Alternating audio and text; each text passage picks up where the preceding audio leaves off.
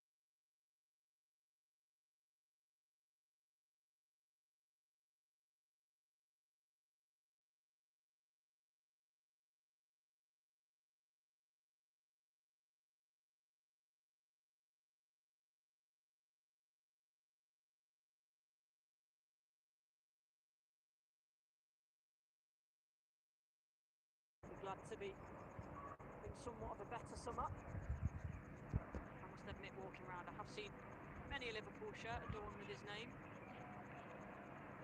I don't know which club is the most popular in the United States, but I'd certainly venture a guess that Liverpool's it. Long diagonal ball, sprinting forward. O'Leary did keep that in. Verbruggen collects.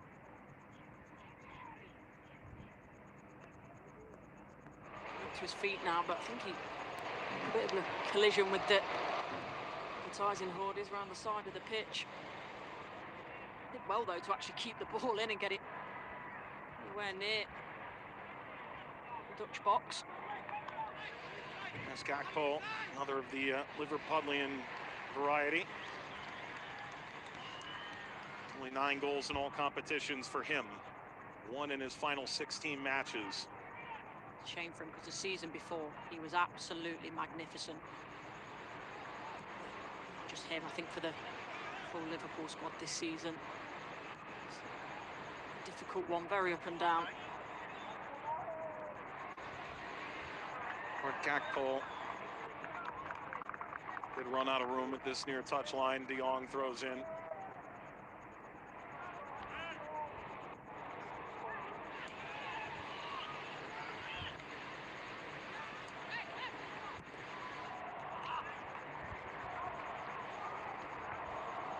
Interesting the way De Jong's dropping in a little bit more when the Dutch are in possession. Doesn't need to because they're obviously in total control of the game, but I think he's trying to draw Tunisia out. I think he's trying to disrupt that shape, hoping that someone comes with him just to open up a channel.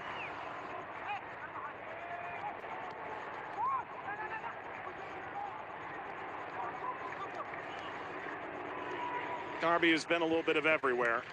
Talby. Scary. Turned in the own goal inside 3 minutes. Saw the Dutch in front. The option running is Mastori. Never did get through to him, nor Slimani.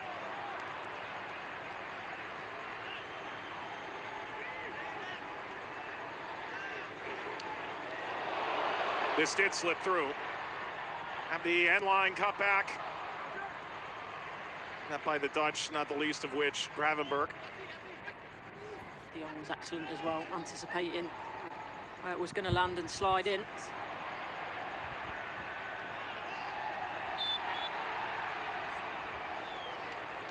A very late whistle. Yeah, they're getting frustrated, the Dutch, and I understand why. There's just so many little fouls by Tunisia, because they're obviously frustrated as well. There's no need for that, and I think their frustration is starting to show as well. 5 fouls given in favor of the Dutch, 4 in favor of Tunisia.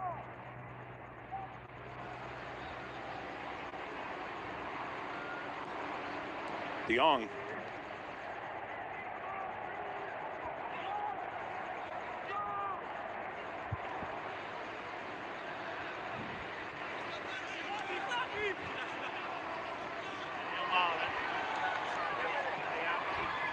Haaland outwitted by Abdi. Dumfries.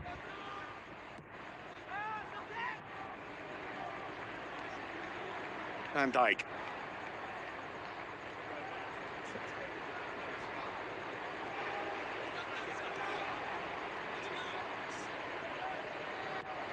See the Dutch move this ball quicker.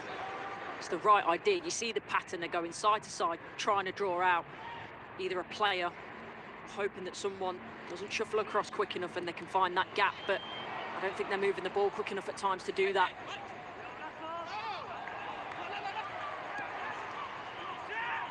Challenge takes it away from Haaland.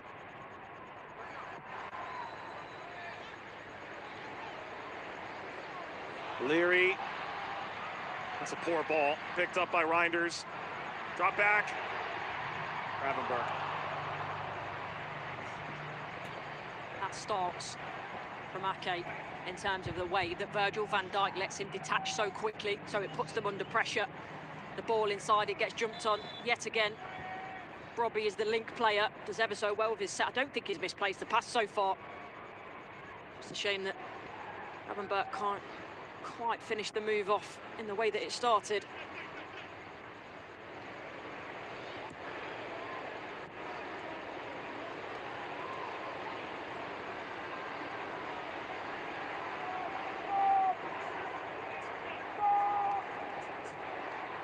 De Jong can dictate. Dumfries. And Hecka. 14 unbeaten at the World Cup. The longest span for any country in tournament history.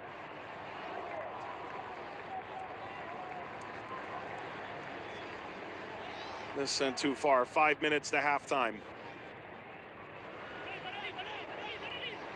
3-time finalist, of course. Reinders. Gakpo won't get there nearly in time. Touched away by Damen. Reinders' touch initially is a little bit too heavy, and then because he's stretching, when he makes the pass, it's also too heavy into his teammate. On the other end, Slimani. Cut by Van Dijk. As you like. It's been such a daunting prospect when Virgil van Dijk's bearing down on you. Still doing this at 34, 35 years old. Discipline, discipline, discipline, the way he described his ability to attain an Ironman streak in the English Premier League and through World Cup qualifying the Netherlands. He was questioned when he did his ACL, when he tore his ACL, and he came back, and people saying it's not the same. Proved them all wrong, and that's an injury for me where it's not just about coming back. Arriving, Robbie. Pretty well, actually. As I mentioned, it's not just about coming back and getting on the pitch. You have to work your way into fitness, and it took him probably a good 6 months, Virgil van Dijk, but got back to his imperious best.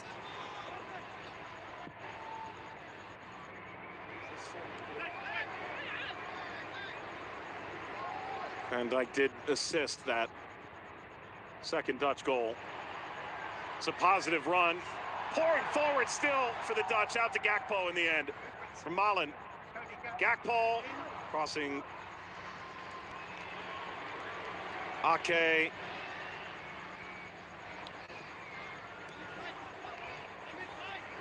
Gakpo. Curls across, backside. Dumfries played it centrally. He's not happy. Rightly so, Dumfries. Everyone of a Dutch persuasion is on the same line. Someone either needs to stop their run or backtrack. It's where that lands. The ball's perfect.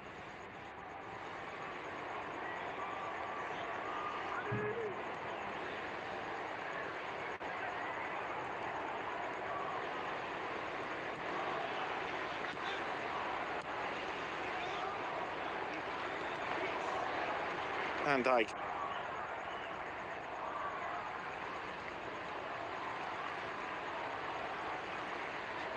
Largely comfortable, the Netherlands, approaching halftime.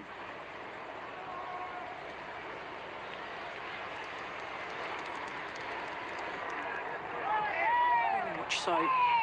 They won't want to put themselves in a difficult position. In fairness, Tunisia have barely had an attack recently, but last thing they want is to concede a goal 2-1. It then starts to get a little bit twitchy.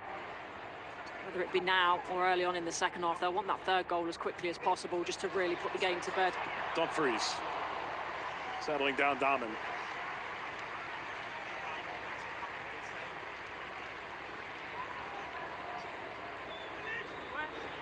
Lest we forget, they have to match or beat the Japanese result. Right now, that's not of concern, but if Japan were to pull away from Sweden, all of a sudden failing to get something more could come back to haunt the Netherlands.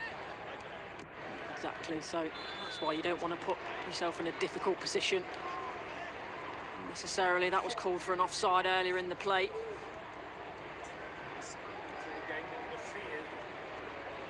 Overwhelmed in this first half.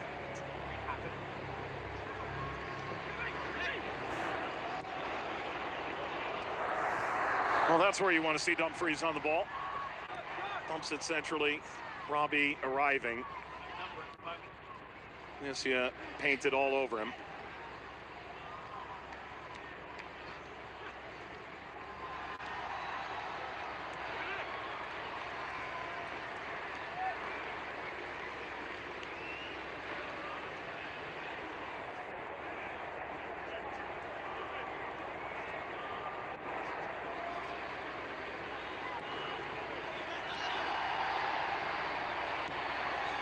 Ravenberg. This is where it needs to improve in the second half. I almost call it painting by numbers. They're doing the right thing. It's the dot to dot. They're following the right pattern, the right philosophy, but it's not done with enough energy. And that's where it needs to improve in the second half. 3 added minutes.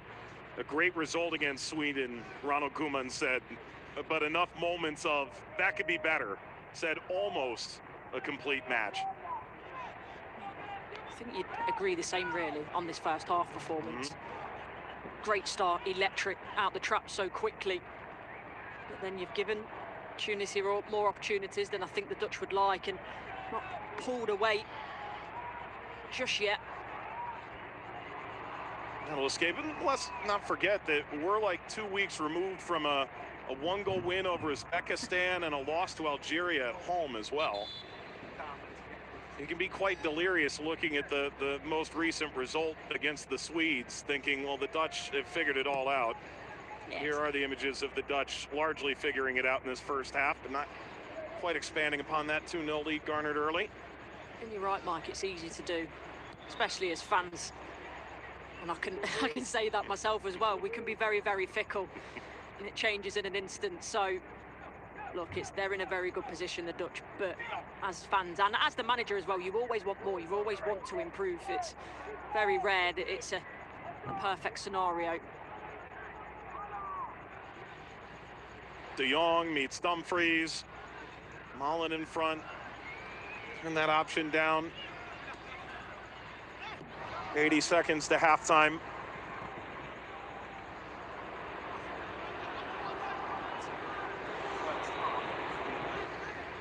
Troy.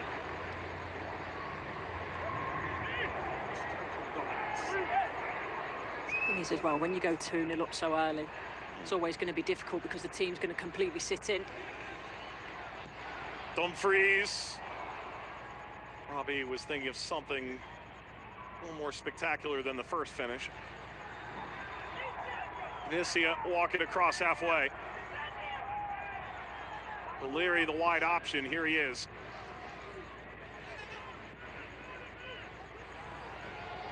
On a ball.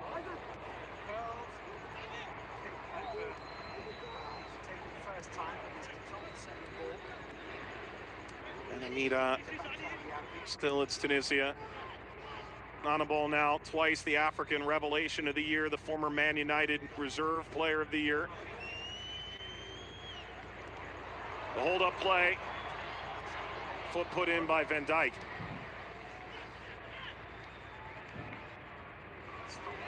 It should be the final action of this first half, and it's a regrettable action at that. Hannibal not on the same wavelength as Valeri.